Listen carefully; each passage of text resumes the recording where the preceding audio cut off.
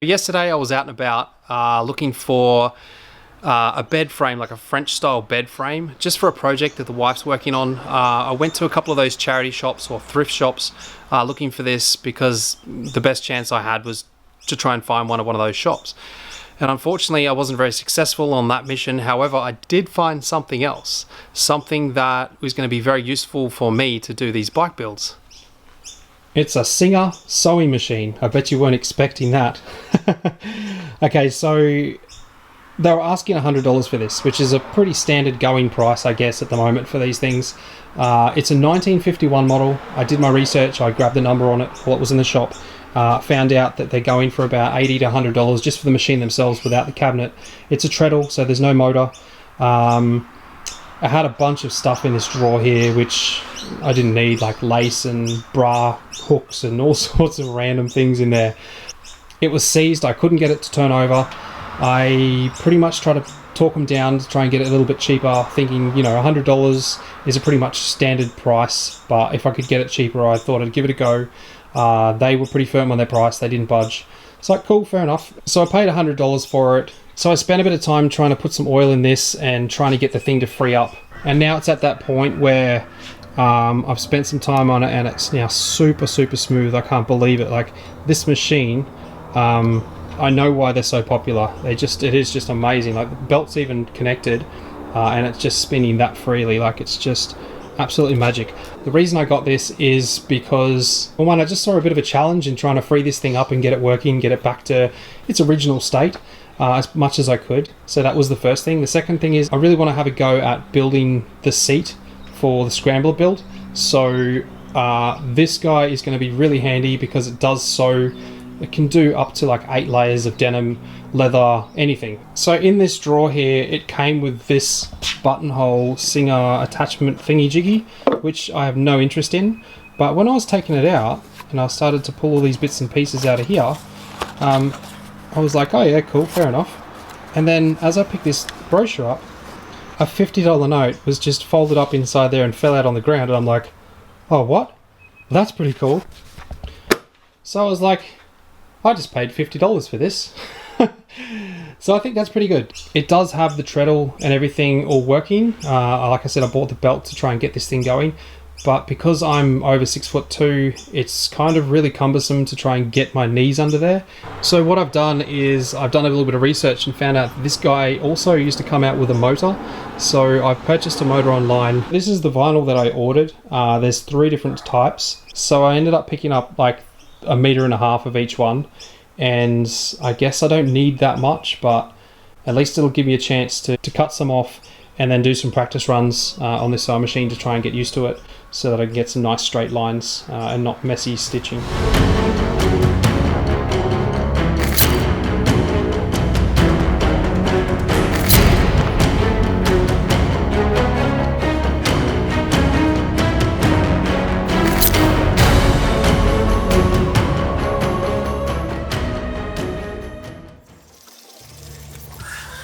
So I did a couple of practice runs just on an old t-shirt that I chopped. And yeah, it was gathering really badly on the underside, which I won't go into much detail, but basically I figured out it was just the tension on the thread at the top. So now that I've got that sorted, we can actually do something a little bit more fun, which is the actual vinyl that I got. I just chopped off a couple of test pieces so that I can give it a go and actually try and sew this. And I'm going to put it to the test by doing like a French seam, which is, just flip that one over. I'm going to sew the two together like so, and then I'm going to fold it back over and do another 2 runs on each side of that actual stitch, which I'll show you. So let's give this a test and see if it goes through this vinyl okay, and see if we have any issues or not. So that's the first part done.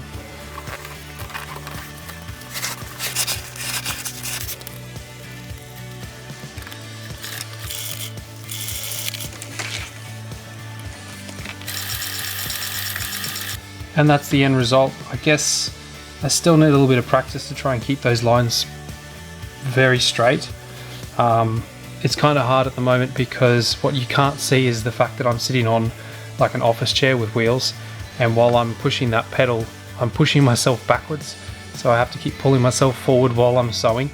So I guess once I'm on a bit of a more stable chair, then I can spend a little bit more time trying to be a little bit more accurate. So the best part about this is it works. I'm happy with it. It sews the material that I need it to sew, and it only cost me 50 bucks. So that's pretty cool. So I just grabbed a little bit more of that vinyl and did another run with a sewing machine just to try and get a nice straight line, and I'm pretty happy with that. Like, it's never going to get any better than that, and the fact that I can get a nice straight line means that practice is over. Time to actually start doing some stuff. So I'm learning more and more about sewing. It's funny because my friend Tom from another Cafe Racer Build channel, him and I are at the same stage here with the actual making the seat, and he's also using a sewing machine to try and figure all this out. Now the stitching that I've got here is really close together, and the reason that is so close together is just due to the fact that when you've got the foam backing on it and you're trying to force it through the machine, it just doesn't want to go evenly, and so you've just got to kind of push it, and that's causing the stitches to be really close together because it's not going through evenly like it would if I was just ordinarily just sewing like this here by itself without the foam on the back. Like I said, stuff that I had no idea about before. This here has been done by my upholstery guy. He just did a couple of runs on his industrial machine to have something to compare it to. Not that I need to get it this far apart. Those stitches are pretty far apart. That is probably something you'd use on upholstery on a car. So what I've learnt is that although it has these little dog things at the bottom, whether you want to know about this or not, I'm just letting you know because I've learnt this just recently. These little dog things obviously are the things that pull the fabric through. When you've doubled up on different layers, like this one here's got 3 layers on it, the vinyl, the foam, and the actual material in the back, and that stops the thread from pulling through the foam, as well as adds a little bit more of a depth to the actual notches. But what I do need apparently is something called a walking foot. So like dogs at the bottom, it also needs dogs at the top in order to feed it through, and that's what an industrial machine has. It's called a walking foot as far as I know. On the industrial ones, it's 2 little penguin feet that just push the material through from the top, as well as these dogs at the bottom pulling it through, so everything goes through even. I'm learning. This is my first run, first attempt. I have ordered a walking foot for this, so hopefully that will make my stitching a little bit further apart and hopefully a little bit neater. So like I said, Tom and I are learning this as we go. Tom and I have both ordered ourselves a walking foot for our sewing machines. I can't believe I'm saying that out loud. Once that turns up, then I'm going to have another practice run at trying to get these stitches a little bit further apart. It's neat enough. I'm happy with the straight lines. I think that's fine. I just would like to get those stitches a little bit further apart as they're meant to be. They're meant to be something like this, whereas they are absolutely nothing like that right now. If I was to leave this like this, and those stitches are so damn close together that it would almost rip the material. It probably won't, but a little bit of wear and tear due to those stitches being so close together, I reckon that would probably rip.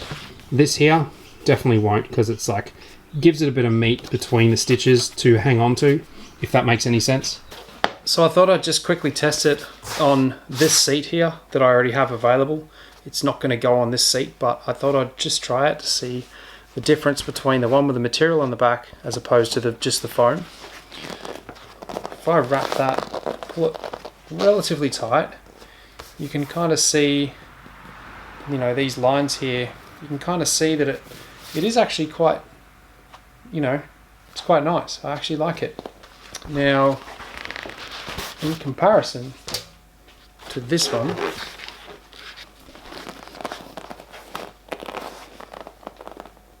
I don't know if there's that much in it. There might be a little bit. So if I'm looking at it, the only big difference that I can see is this. And I mean, I'm not really, it's not fully pulled tight, but I can see how it's actually doing this, whereas that one didn't seem to do that. But these dish lines, these sew lines seem to be just as deep. It's hard to see from this angle, but I'm going to check the footage later. Anyway, that's Cafe Racer Garage's lesson on sewing for today. Hopefully you enjoyed it.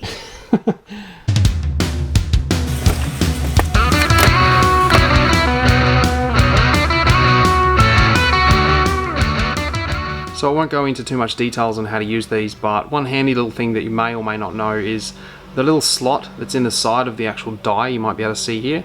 Always line that up with the actual screw on the side, and what it does is if you wind that screw in, it separates the die, and you can see there's a little gap around the outside of the die here to the tool, and what it does is obviously makes that gap bigger in the center, which will help you start the thread, and then obviously just release it, which will close that gap, and then you can just keep going and get that thread perfect to the size that you need. So this is an M6 by 1, so this being a reverse thread die isn't something that you would probably use very often, but considering I'll be doing a lot of bikes, I figured it would be worth me purchasing this because I'll probably use this same process with all of my rear sets.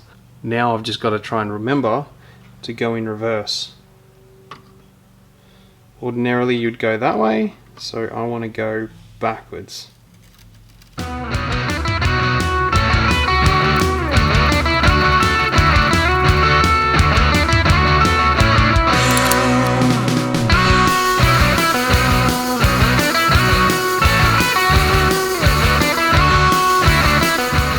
Now for the moment of truth, let's see if it actually fits and works. Oh, look at that. It's like it's made for it.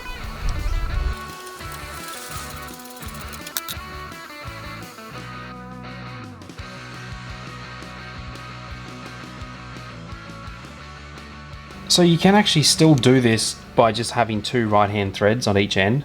And there's no dramas with that. It's still possible to be able to do this because you just need to obviously take this out, adjust it, and then put it back again from here. The reason I wanted to go to that extra effort to make that a reverse thread and this one right hand is because of this. Now all I need to do to adjust the height of this is just basically get it to where I need it to be. This still needs to be closed up a bit. I still need to bring this back on the spline a little bit further. However, I just want to make sure that, you know, before I do any cutting, to make sure that this is exactly where I need it to be. So I need to ride the bike before I can obviously cut this. And I'm also going to do something with this stand to stop this getting in the way of the actual selector. So I'm going to work on that next. But being able to adjust it on the fly just like that, even when I'm on the side of the road, I just need to undo the locking nuts which I put in here. One there, and there's obviously one at the back there. If I needed to adjust that down a little bit further and then ride the bike, I can do that rather than having to come back. All I need to do is, like I said, undo those lock nuts on both sides, adjust it up a bit, lock them back off again, and then you're good to go. And just ride the bike until I'm happy with the positioning, and then it doesn't need to change again. So I'm going to start looking at attacking this problem I have here with the stand and it being in the way of the actual gear selector. Now that I've got this on, I know roughly where I want that to be. So I've got to try and figure out how to solve it. A few of the comments, actually quite a few of the comments came in saying, just move it forward. And now if I think about moving it forward, yeah, okay, cool. I can pretty much grab this and then go that distance again and move it up, which will pretty much bring this in line with this, or just in front of it, which is still going to create me a problem, given the fact that the actual foot is on this, which sticks out, as you can see a little bit there. So I'm kind of thinking if I go any further forward, it's going to bring it into that radius there of the frame, which will cause even probably more problems. Not so much the mounting, because that wouldn't be a problem, I could mount it there, but bringing it right at the front of the bike there, you can imagine it's just not ideal. I would rather leave it where Honda has it, in the center of the frame there. They've obviously figured out that's the balance point, so I would like to leave it there if I can. Now what's the other option? Well, so when I was standing here looking down on it like this, I was thinking to myself, it's actually not that bad. If I was to take this off, which I'm going to do anyway, that foot, so this foot sticks out pretty much, and it's the only thing that's really in the way. So if I was to, let's say for instance, chop that foot off and then remount it, but spin it around so that it hangs on the inside, not the outside, that'll damn near clear. It won't be perfect, it'll still be like slightly in the way, but my foot's going to sit on an angle anyway, and it's only just the edge of my foot that I need to get under this. you know, so this is really not going to be a problem, I don't think. The only real way I can know is cut it off, tack it on, so put the bike on its stand and then see where it sits and see if it's, you know, sturdy, and then done. Job is finished. If it works, then I won't have any other problems because this won't matter. The only thing that I can see that could be a problem, the clearance between here and here. So that could be an issue, just because of the down selection. So what I might do for that is, this stand has a bit of movement this way, which means that bolt could be tightened up, but I could also put, as that little piece in here, just in here that opens and closes, I could also put a little bit of weld in there, like weld a little bit on this to build that up and then sand it flat, so that the stand just sits ever so slightly down. It's not really going to make any difference. I'm not going to hit it on the ground or anything. I don't intend on racing this bike, so I'm not going to be leaning over that hard. And yeah, I think that'll solve the problem, and with minimal effort. Sometimes you just forget to do things, like me forgetting to press the record button just before I chop that off. But anyway, it's chopped off now.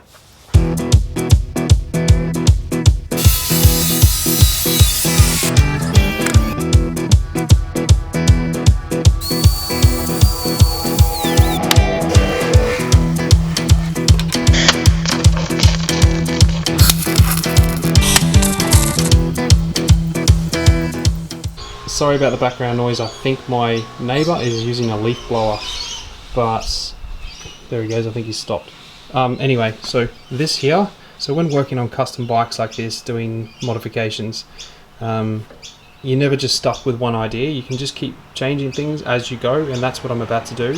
What I'm thinking about doing now is getting the grinder and just making a cut straight across here, and then bang it down ever so slightly, like just a little bit more than the thickness of a blade. So that little cut there, and then opening it up will bring this exactly where I need it to be, and it should completely clear where my foot is.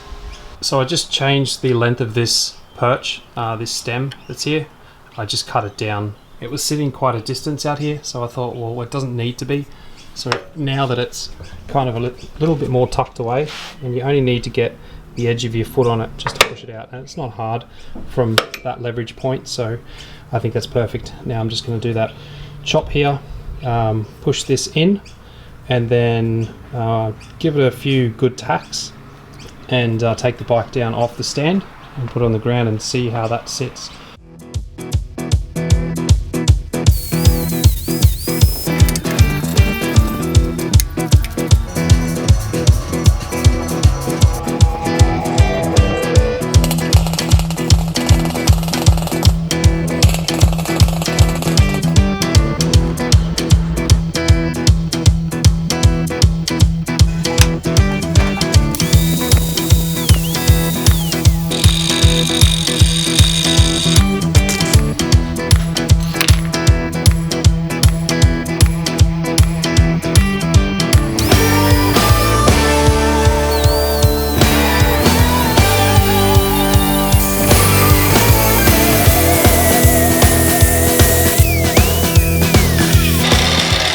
So I thought I'd just stop for a second and just show you how amazing that sky looks.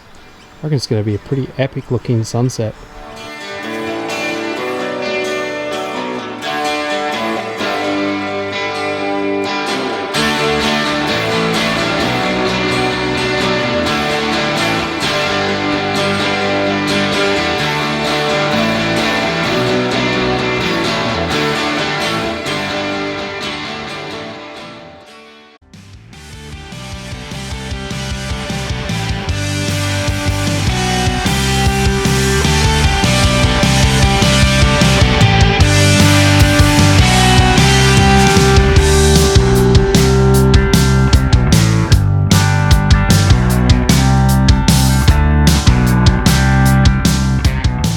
So I understand there's a few variables here, but I thought I'd just do this as a comparison to tell between the two, because I have no idea what angle a kickstand's meant to be at, and I'm not sure many people would actually know that.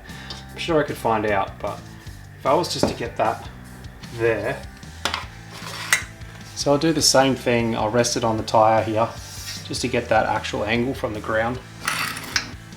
And I'm not sure if you can see it from there, but if I was to bring it out to where the other one is, you may be able to see at the top of the tyre here, it's almost 10 millimeters difference. So I could potentially get away with cutting that stand down a little bit more, just to get a bit more angle in case I do park on a hill, and put the kickstand out just to give it that little bit more of a lean. It's not major, but I think for safety reasons, so the bike doesn't fall over, I think it's probably a good idea.